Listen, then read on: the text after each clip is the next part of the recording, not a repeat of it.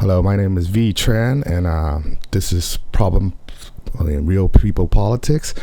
And tonight we're just going to do a solo episode, trying to fill up some weekly quotas. Maybe I'll just introduce myself today for a special episode. Let's see here. My name, I already told you my name, so let me go into more into details. Let me show you let's start off by how I heard of Andrew Yang. And I think like most of the Yangers, we probably first heard of Andrew Yang during the Joe Rogan podcast. You know what I mean? Giving $1,000 a month to every American. At the time, when it's stewing in my head. Well, I mean, I've heard of it before, and I guess most Americans, we just felt like it's we just felt that it was too, it was too much. Let's be honest. $1,000 a month to every American sounds like it's gonna break the bank to our debt. That's part of my, I guess, a little bit of conservatism, but I really consider myself a liberal, but a liberal who like to compromise. And that's part of the reason why I'm making these weekly episodes. Is like the Democratic Party itself is going through some transition, and I guess that's the nature of party that describes itself as liberal. But sometimes when you transition, this is the conservative view, is sometimes it's not always the right thing. And one of the things that the conservatives always use as a punching bag is as the communist, socialist ideas, Marxist, whatever. Like pretty much anti second world country.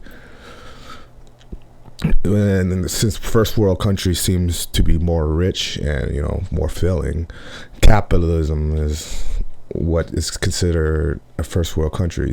There's always bad sides of any economic system, and in a way, capitalism itself can be very, very bad. I mean, the reason why it's bad is there's no safety net. I live here in San Diego right now, and I can't tell you, because of our weather, a lot of homeless people wants to rather migrate to this position, and our government is not exactly mean or to these people. So compared to the other cities that can't sustain the homeless, San Diego seems more like an ideal place. And I can't tell you how many times, I will be hit up for money, going to 7-Eleven or something. Like, it just seems like 2 or 3 people have to get out of the way. Like, I don't want to give you, I don't have $1, like, I would lose about like $5 to $10 a week if I just gave everyone I saw, and like, I can't. And so like, it affects you, like. And like I'm in a position where money is not that big issue for me. I mean, I am a landlord and in the family business, so we're not doing too bad.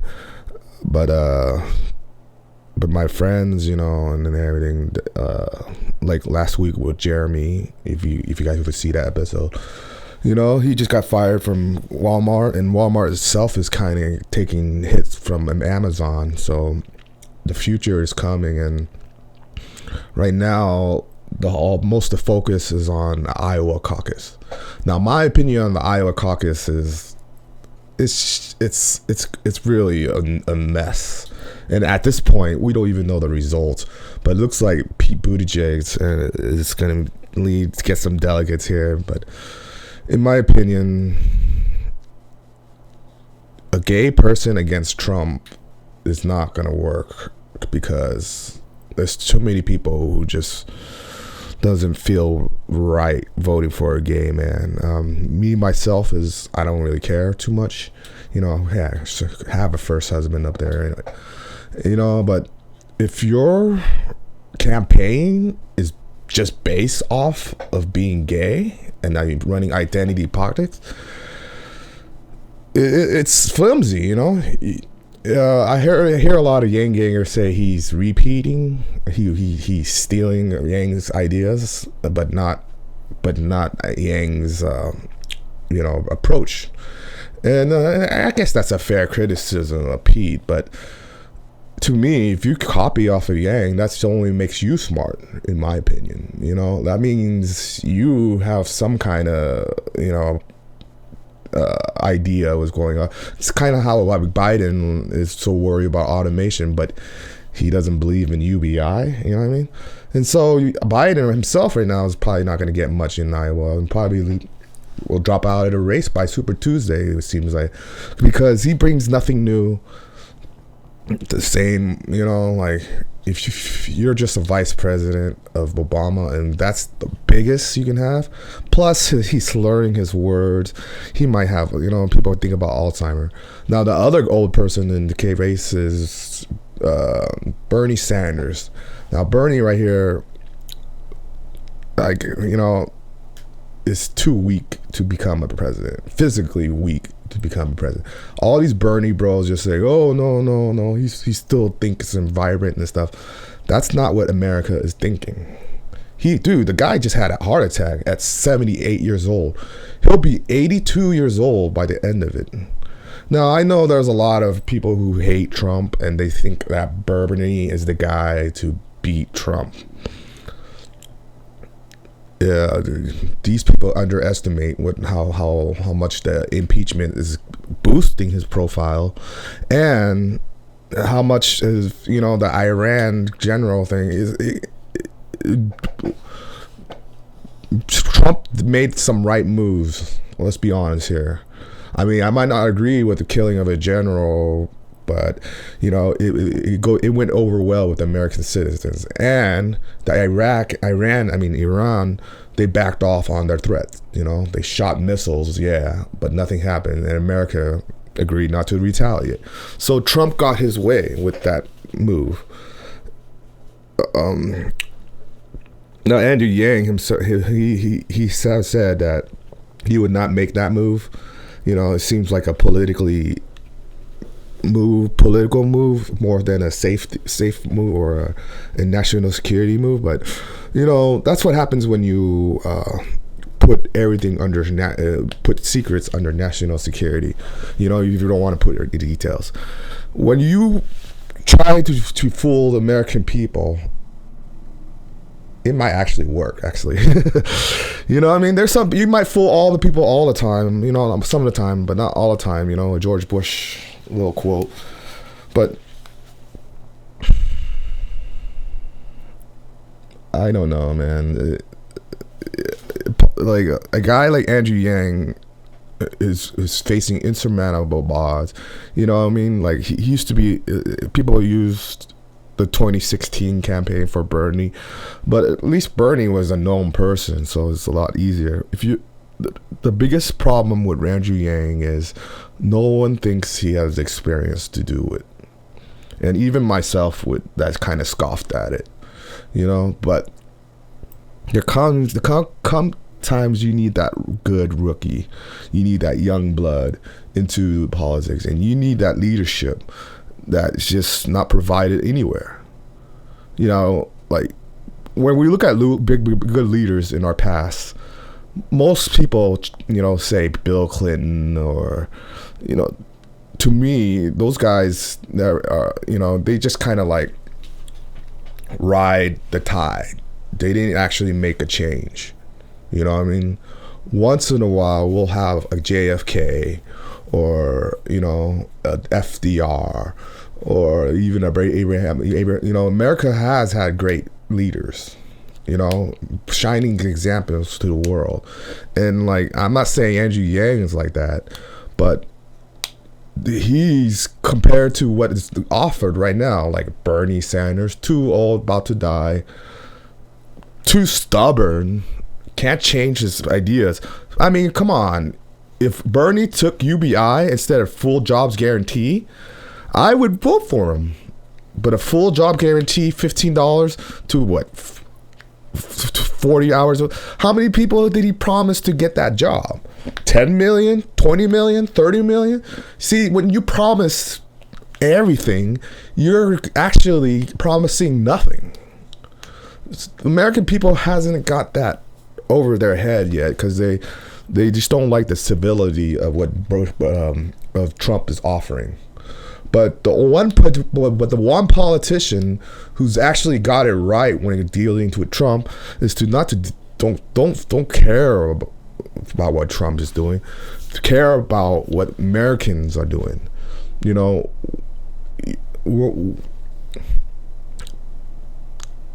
Americans are suffering. That is something that Trump got right. You know, and like whether it's mental disease, drugs, no one is really is working on this issue. You know, like especially politicians. And to me, something as simple as a safety net, you know, is kind of a risk a president should be willing to take. Yes, what's going to happen? We're going to go with $2 trillion more in. Maybe we'll lose $1 trillion this year, you know, because, you know, it's just a start. You know, we have to put a bet in the house. A lot of people worry, like, you know, okay, you can get half of it from VAT. That makes sense. But what about the other half, you know? We're just going to have to pay into it. But to think about it, we gave, what, billions to banks. We gave all these subsidies to farmers. If we just give a little bit more to the American people, then who knows what ingenuity that would create. Innovation. America has been living off of innovation for decades at this point. We're starting to stagnate. You know, because we have this issue of automation killing jobs. We're not using our people correctly. The time is now 2020. You know, it's been 20 years since 2000. Us millennials were supposed to be the ones to change the world. But yet here we are, you know, just sitting on our asses doing nothing. Now we have a chance to do something. But more time and time again, the message just never gets through. Why? Because we are too stagnant. We are too lazy. We don't think the system works. And when someone like Andrew Yang comes once in a generation, we bash him, you know, because he doesn't have experience or he doesn't have the solutions we think will work. Well, I'm sorry, but the American people is just too dumb when it comes to this situation. So it's just the few Yang gangers out there. I implore you to stay. He might not win this. He might not win this presidency. He might not win in 2024. But the idea of universal basic income, the idea of humanity must takes precedent. Now, I know people think that Bernie is the answer, but Bernie's too stubborn. Way too stubborn. And, you know, it's like you guys, I know you invested half your whole loyalty to him, but for what? For what reason? Because because you believe in Medicare for all? Hey, Medicare for all is something everyone believes in. But when people are having financial situation, like Dave Chappelle has said, they need groceries. They need a roof over their head. It's not happening now. In fact, more people are on the streets. More people are fighting each other. I've seen one homeless bloody up because he's just trying to get, you know, he was just got robbed, you know. And when you see good people and children go into that situation, it breaks your heart. we just want solutions, or we just want the conversation going. Capitalism can be human centered, if we have such a safety net. We have to think outside the box, and this is what Andrew Yang has done. For many years, I've studied economic systems to see what solution was best. I've heard of universal basic income, but that was so many years ago. It didn't seem feasible. But when you tie it to automation, it makes sense. You know what I mean? Now, Americans are very reactionary. We never take the strike when we need it, and I can't blame them. That's why in politics you have to be patient, and I feel a lot of yang gangers are not patient enough, and they just don't understand the scope of all this. And yeah, it makes sense to even a baby or a kid and stuff, but people just don't believe that the people who have the money will always stop the people who don't. And that's a very cynical view, but very realistic view. But at some point, cynicism itself will stop any kind of optimism from seeping through.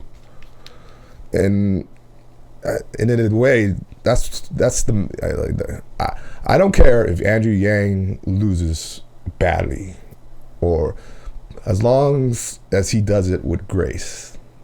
That's something so missing on politics. And I hate to, I can't say I'm as optimistic as Paget or Kate. She's definitely the Tokyo Rose of Yang Gang. You know what I mean? And she serves a great purpose. She keeps us. She keeps us focused when things are going, and I enjoy that too. But we still need some kind of realistic view, and I hope to provide that too. 2024 might not even be realistic at this point. People are still resistant to.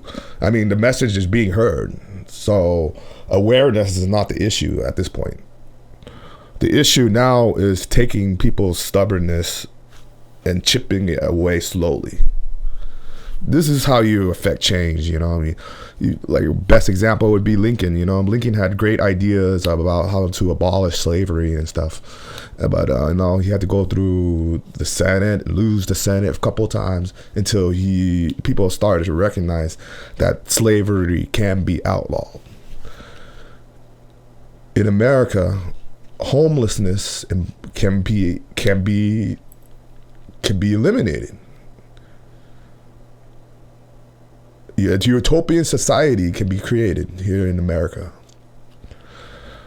We're just too focused on resources, materialism, and I get it.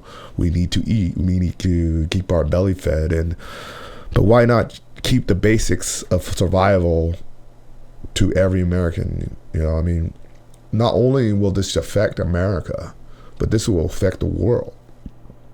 So that's why it's so slow, and that's why we must be patient.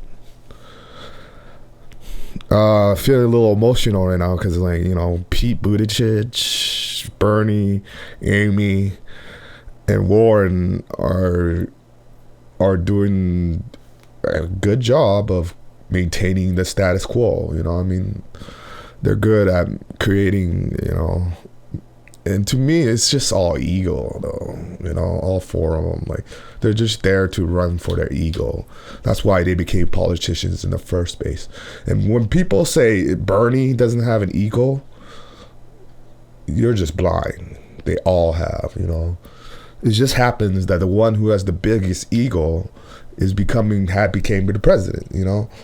Bravado is something shouldn't be underestimated. But it wasn't bravado what made Trump, elected and probably re-elected again. No, he listened. You know what I mean? He actually listened. Trump did, you know. I don't see Bernie really listening to people, you know. He's just speaking out. I don't see Buttigieg really listening to people. He just wants people, he's just using money to get his way, you know, just like Bloomberg and Steyer. Well, Steyer just seems like a, you know, seems like a clueless person. While Bloomberg probably has sinister motives throughout you spending his, or maybe Bloomberg just has a bigger ego than Trump. You know what I mean? Like, I have more money. Why am I not president? You know. What people they don't realize is they don't have charisma really. You know, like it's just because their words. Their arrogance is what it is, you know what I mean?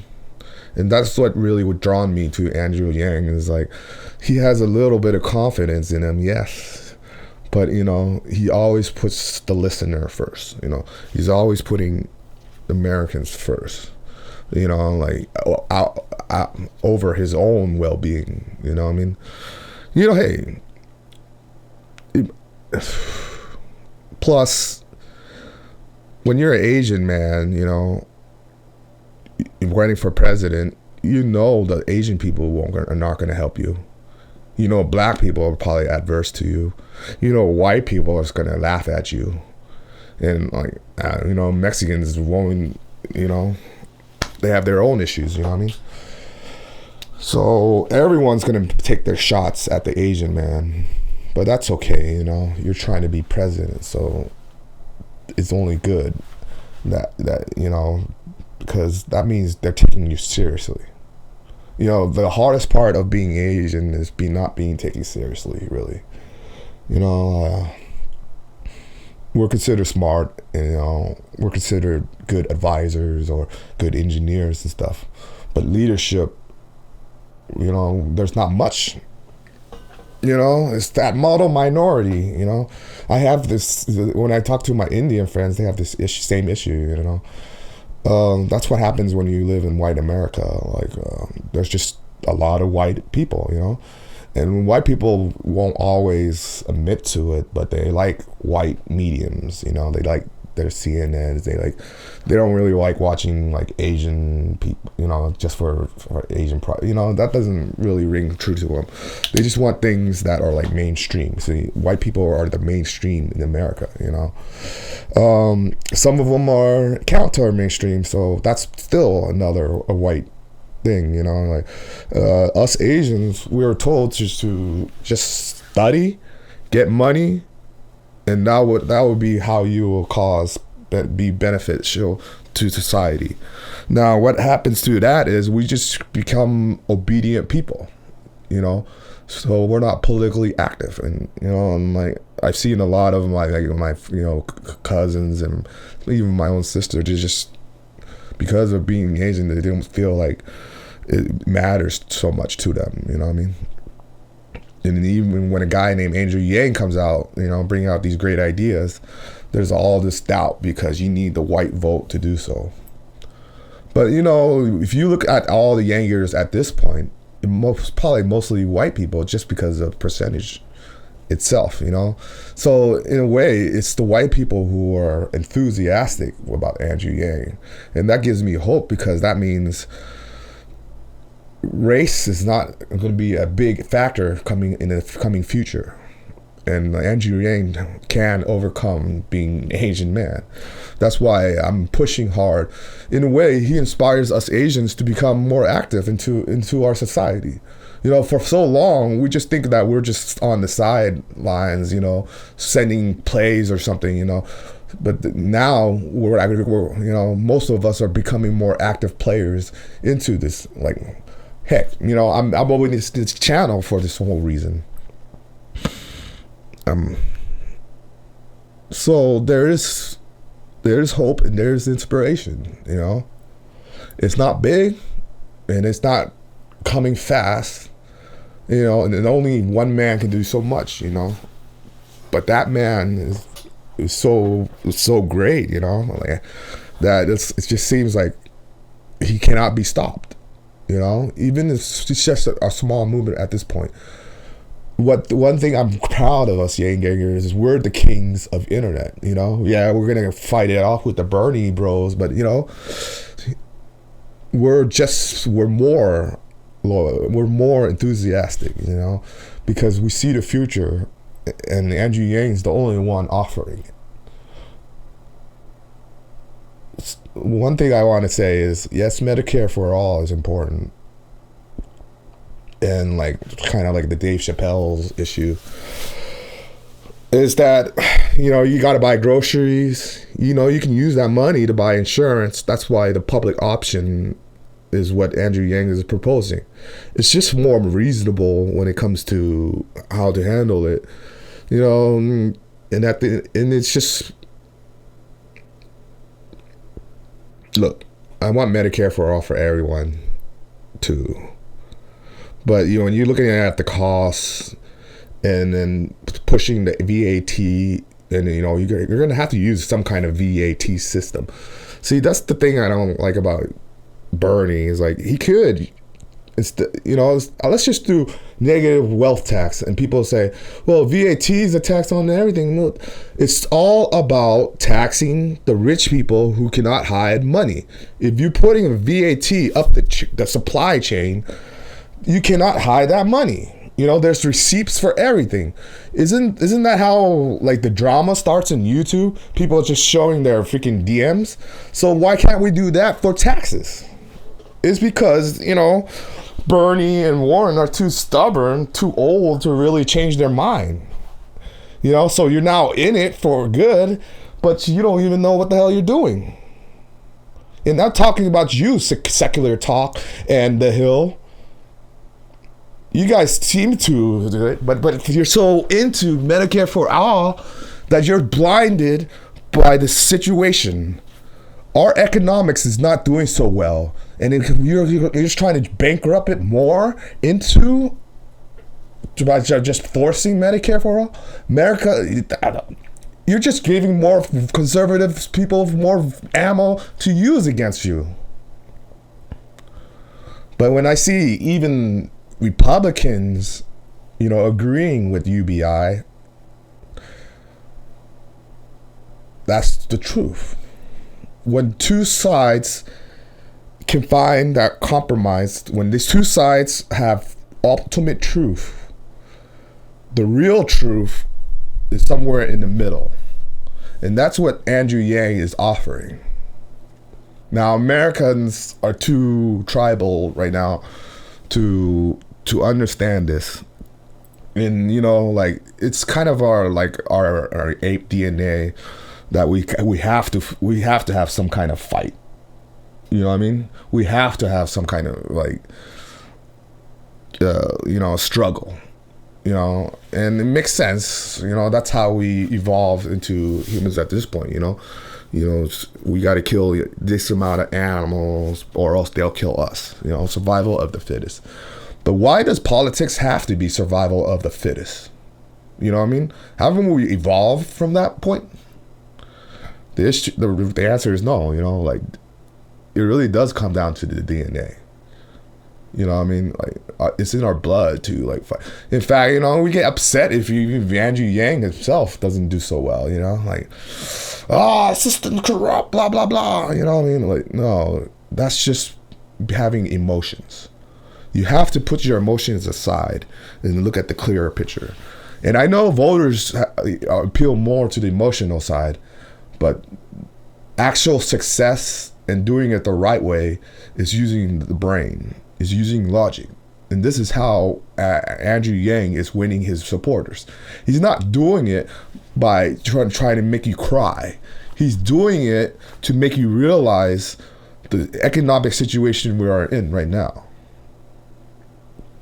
We're the number one economy in the world. Can we not do something for the poorest of this nation? Can we not? Or are we just too stubborn? Or we're just too stupid? Or we're just whatever, too racist? Who, I don't know.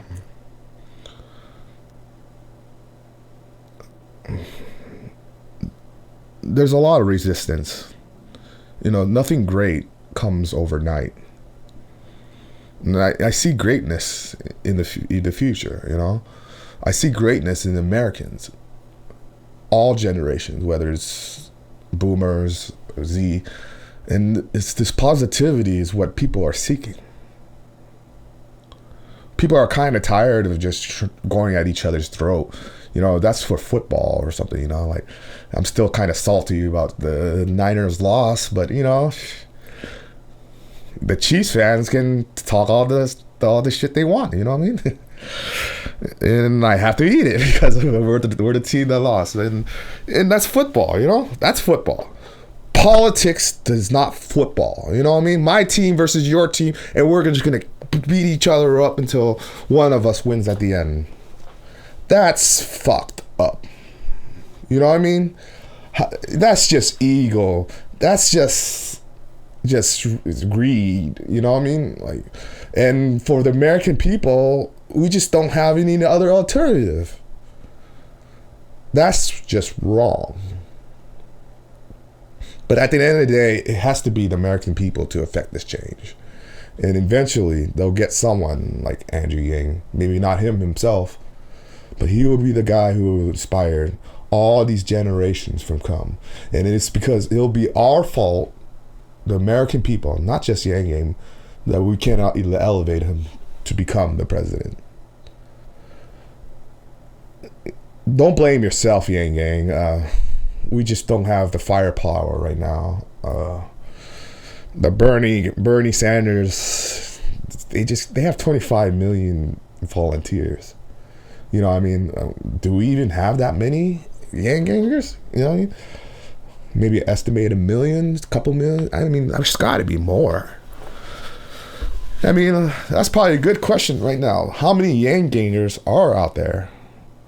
And I'm not talking about undecided voters who likes Andrew Yang. I'm talking about actual people actual Yang Yang, you know what I mean, who's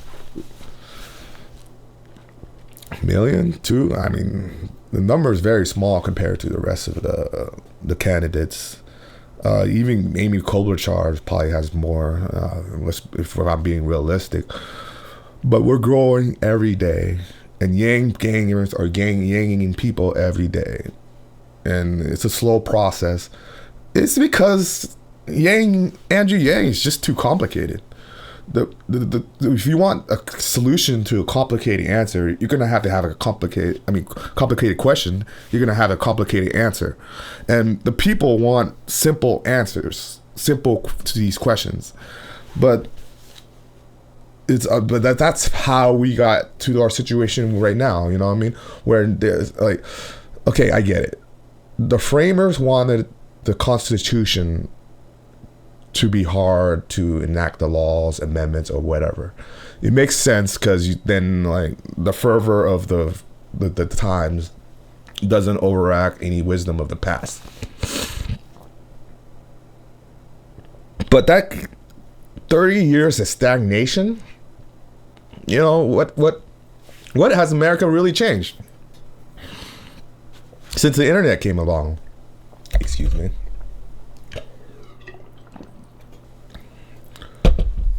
What has really changed? You know, like we have Amazon now. I mean,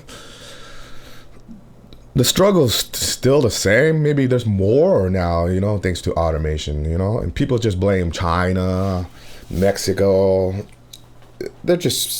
China has some of it, but you can't blame China for being China. They have 1 billion people to feed. They want 1 billion people to be like Americans in a way. You know, be satisfied as American. So, like, it can't, like, whatever nefarious thing China does, I can't say that it's not for their people. You know, that's the one thing China might, who knows? China's going to do China. You know, they're going to be in manufacturing. They're just taking the jobs that were there in the 60s. You know, now everything's all automated, electronics, internet. 5G is now becoming the future. this is where Yang is the only one talking about it, you know?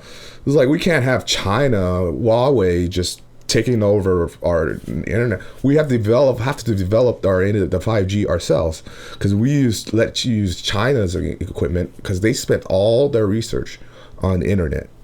You know, how to hack it, how to put the servers, everything. They spent all their research. Americans, we don't have a really cohesive innovation.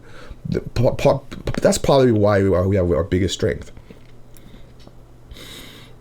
And another thing is, sorry, we have to stretch this to an hour. At this point, I should probably talk about myself. A lot of my, I was a computer engineer in school. Anyways, I was a major, and that was I'm 37 now, about to turn 38. So the last 15 years, all I did was write music and stuff. And as a musician, it's really hard to get heard. So if I fail in music, that's all on me. So. And like, but I know there's probably no reason to listen to me. I'm just some guy on YouTube, giving out his opinion. But I feel compelled to help somehow. And like, I'm not really a canvas guy. I don't even believe in phone begging. It's just not for me. Like, I'm a creative person, and so put me in front of a camera, and I can at least give my opinion. Part of the reason why I started my podcast. Like, so I'm the same vein as Andrew Yang, really, when it comes down to it. We're not anyone special anyway. We're you, we're just like, in me in particular, I have no real talent in politics, that's where Andrew Yang, really shines through. So like, I'm happy that there is one of us who, and that the leader of our political group, the Yang Gang, is at least smart enough to figure shit out. Like I've studied this, but the only thing I've known in these years is what considered good art or not. What I mean? Like, and people, that's always been a subjective thing. While people always use their subjective opinions in politics, but that's where objectivity is really important. And this is another reason why Andrew Yang has a leg up on any other candidates, is he's the most objective. He sees things clearly, while other people trying to paint a picture, trying to muddy the vision of what America should be. Now, there's always been fighting amongst ourselves, and I've never seen it this bad. So like, in a way, I've been guilty of this. I've been bashing Trump supporters for so long. I feel kind of guilty now. It's like the DNC is just as messy. Like, they just can't get their shit done. At least we can respect the Republicans to like have loyalty to each other, even if it's like discussing. And like, Yang, if you're a true Yang ganger, then you cannot have any ill will with Trump. In fact, there's a lot of issues that Trump has that Andrew Yang has. And Andrew Yang said it himself that like Trump got the symptom right, but we all know Trump is not going to fix anything. He's just the status quo guy, and like. Democrats are like trying to like they failed three things. They failed on the impeachment, they failed on the Russians. Hacking with the Hillary, and they're failing right now on the Bernie issue. And like, it's sickened me that like a guy like Bernie and like is gonna get the nomination because their followers are just clueless about what the American people want. You know, hey, if Bernie was 10 years younger, then he might have a chance. He might have a good chance, actually. But he's not. He's 78. People, I mean, and you think his record is so great. He's just a protest guy. He's really great at protesting. He's not good at meeting people in the middle and passing laws. He's not good at compromise. And that, you know, Trump isn't either. But at least Trump isn't trying to change the economic system we have. That's the danger of Bernie, because the wealth pretty much tax could spread down to the middle class. And, you know, those Bernie bros don't believe it. But you guys are in the minority when it comes to this. And, yeah, you guys are probably the big players when it's a split candidacy like this. And they're pumping their chests and everything. But at the end of the day, it's just going to be a sad day for Americans because, you know, Trump is just going to win again. And it's just the delay, the inevitable to me. But hey, I'm in the minority. We constitute, what, about 1% of America. So, you know, I don't care if they believe me or not. But, you know, I'm saying to us Yang Gang right now. And because us Yang Gang know this is the truth. That, you know, America is going to regret it. You know what I mean? And that's when Andrew Yang's policy is going to get more stronger. And then they want some time to change. 2024 might be good. Even you know, a cynic like me can say like, yeah, he might have enough momentum for 2024. But it can only happen when 2020 makes a dent. And right now, the Iowa caucus, I see a lot of people say, oh, Andrew Yang's going to get 7, 8, 9, 10 delegates. No. He's going to struggle to get one because of the way it's set up. The first round, second round, third round. He has to go through 3 rounds, and he has to go head-to-head with the top 3 candidates. And, like, to pull that off, it's going to be tough because you're going to have so many people going for their candidates. So, at the end of the day, it's just we don't have enough firepower to pull it through. Now, I wish that was true, and I wish we can just yang people left and right, but like a disease, you know, like coronavirus, it starts off small. I don't want to compare the Yang Gang to a disease, but it makes a good analogy, you know, like everyone's like, oh, coronavirus, blah, blah, blah. And all of a sudden, 20,000 people are affected, you know, I'm like, Yang Gang is probably even faster, you know what I mean? And there's no... You know, there's people who try to stop us, kind of like coronavirus, but we're more infectious. You know what I mean? All right, bad analogy, but I can't really think of anything else, you know.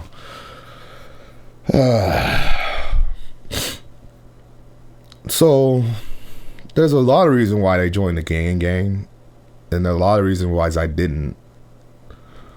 But, you know, me into politics... I think that's how the people who are kind of wishy-washy, they want a guy like Yang. They just haven't realized it yet. And that's why the canvassers, the phone bankers, and all that stuff is important. But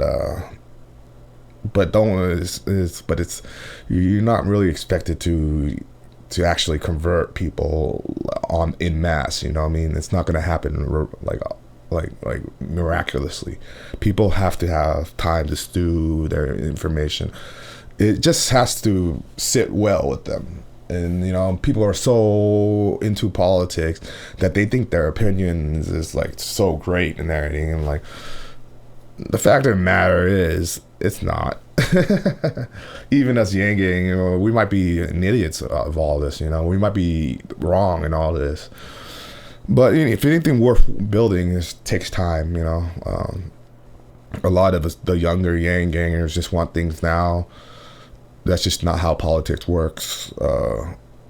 Yeah, you said even Trump himself had to use 10 years to campaign for people finally take him seriously, you know. And I don't even envision that for Yang, because Yang brings actual solutions, you know. But who knows? So right now, the Iowa caucus, I want to record now. Pete Buttigieg might be leading. He was getting in there, and like, the big surprise is Biden is probably going to go down. He's pulling what Yang is pulling. So like, people are not feeling Biden. To me, it just tells me that the Biden voters are probably going to go to Trump, and Trump is going to probably get reelected. That's my prediction. You can say I'm wrong, but that's what opinions are for. I didn't wish it was so, but I'm okay. So like one day, a couple last week, I upset one of my friends because I said I'm gonna vote Trump over Bernie, and he's like, how can you? Because like I don't see that much difference between the two, really. They both promise everything, and they're both not going to do much for the government. They're not going to do much for the people. Bernie's plan is just too outlandish. It's pretty much you got to force doctors to do things like cut it. How do you keep that cost down, and you're going to do that for? It just seems too unrealistic. Now he's saying, forgive people's loans, and that's, an ALC and new Green Deal. That's really pissing people off. That's actually motivating the Republican side.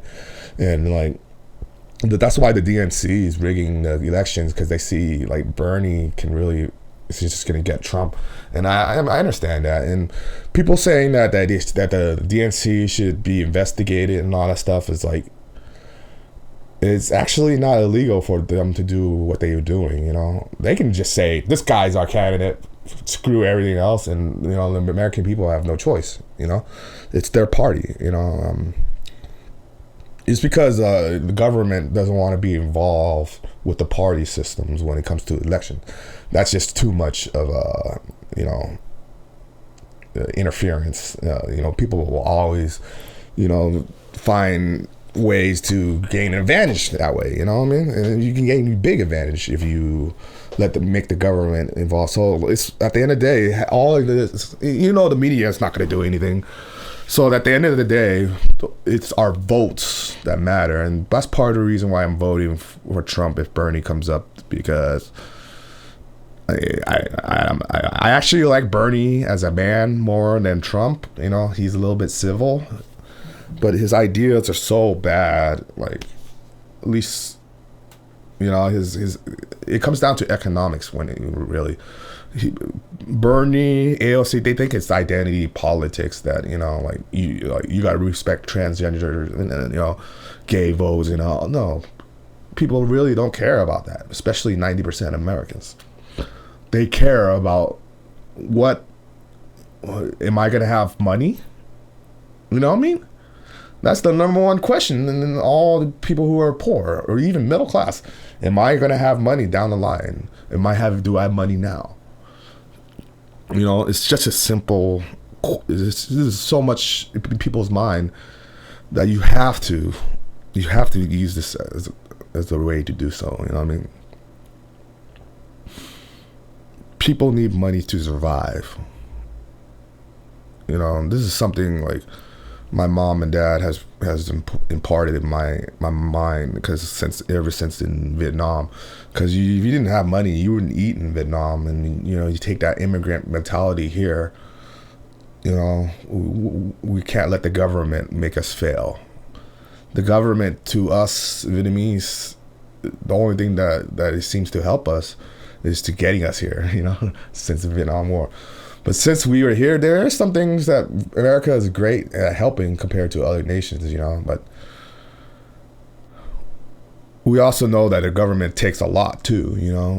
We give a lot of money to taxes and everything, and we paid our fare, and if we didn't pay that much taxes, then we'd be really rich right now. But hey, and I'm not talking about the federal income. I'm talking about like the property tax, which makes sense. We got to pay it. The government needs that property tax to pay roads and stuff. So you don't see my family complaining, because we're considered a successful American story.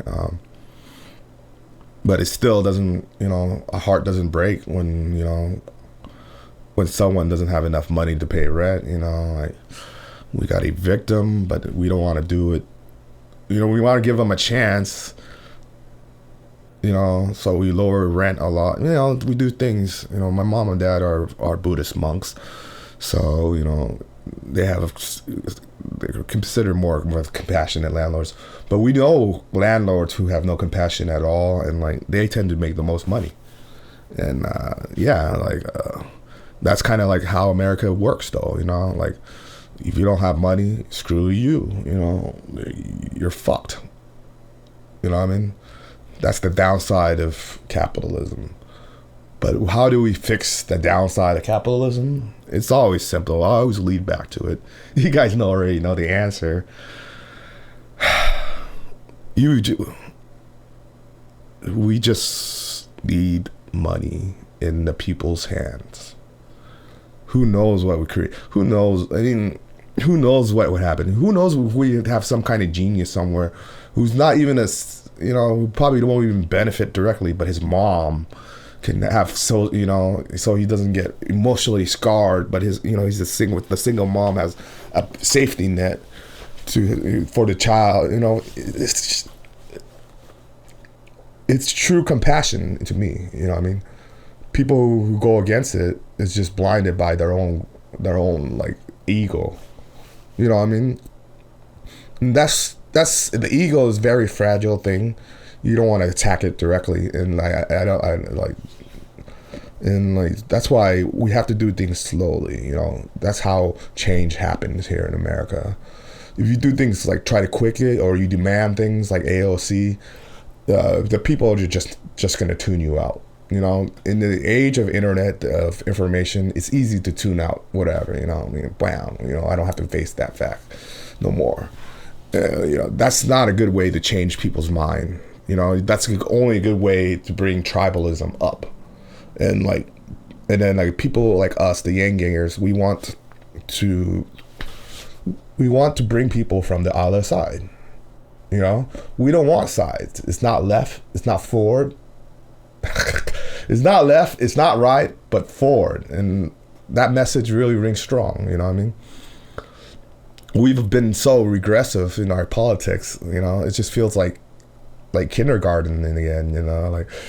Or high school, and like we don't want. Do you guys really want that? No, we don't want to act. We don't want people to act like children as politicians. We want people to be civil. One of the greatest guys I admire is John McCain. A lot of liberals are going to hate him and everything, but he crossed the side when he said, I don't consider Mexicans as evil people. Yeah, you know what I mean. He was willing to negotiate something. Trump and the DNC, Bernie, Warren, they're not willing to negotiate anything. And that's really dangerous. That really gets nothing done. I mean, we want things to be done, at least to help, things that will help Americans. And UBI is the only thing that would directly help Americans. Now, if you don't think UBI is too small or not enough, or how's that gonna, then you are a rich person in a bubble. Okay? You have no idea. So like your opinion is not valid compared to all the millions of people who aren't in your situation. So if you're in that seat and I don't think you'll be listening to me, but if you are in that situation like me, but you see the benefits of UBI, that just makes you smart. You know what I mean? Like that just means you care. And just don't forget that. That means you're just like Andrew Yang. You know what I mean? He cares. And like us Yang Gangers have to remember that. And just remember that patience wins everything.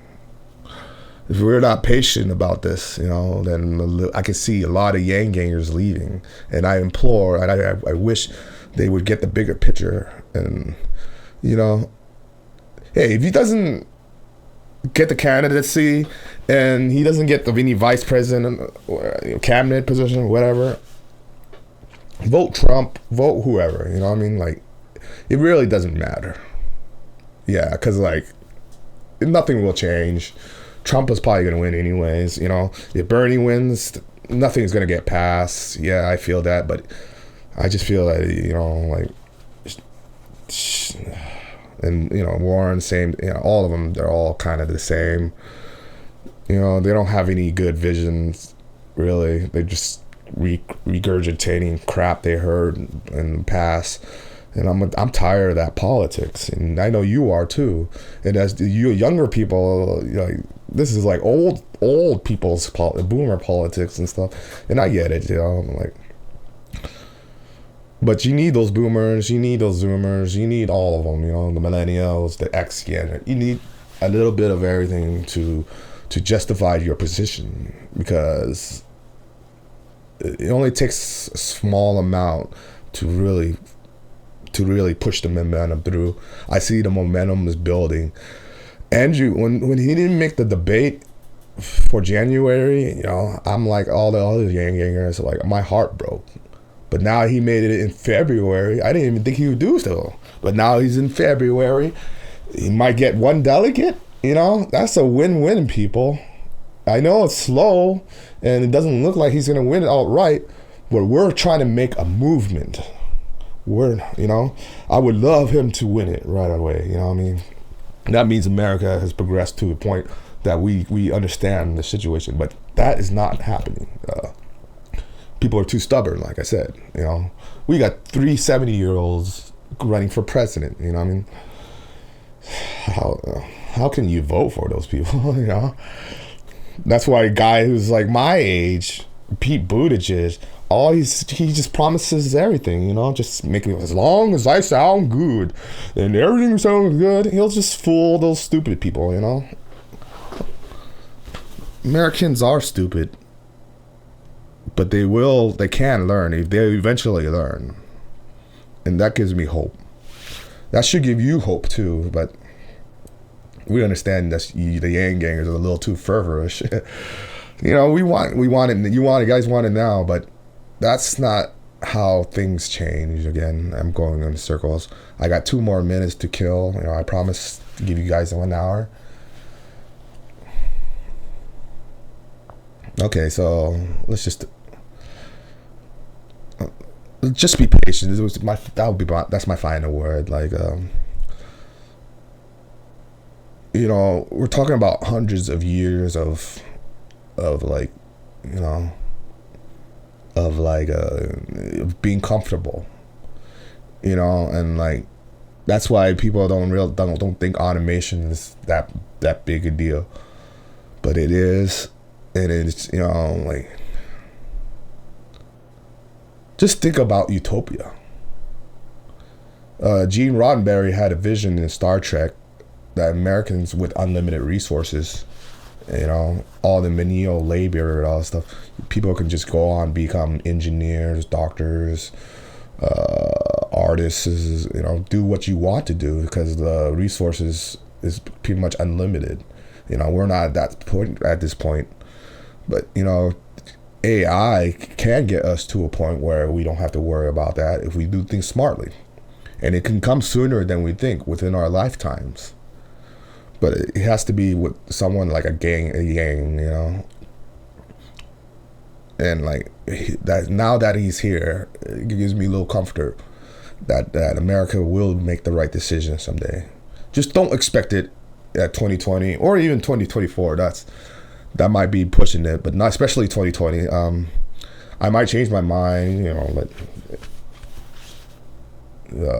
you need mainstream media. You need people to back you up. You need a lot of things to work.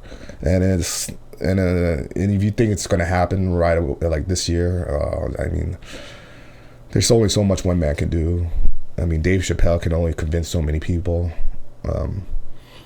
But this change will be known for the rest of, you know, mankind. This is how important this situation is. So just remember that. And when things are down and low, don't think about if Yang's gonna win. Just think about like what's the future is gonna hold. Because eventually, that mentality will get into everyone's mind, and just eventually, it's inevitable that Yang will become president and UBI will be instituted. It's something that the people want. They just don't realize how it's going to work out. That's why it's going to take some time, but the process will work. And I believe in Americans because we want solutions, and we're not going to piss away this chance. Okay, well, thank you for listening, and I'm out.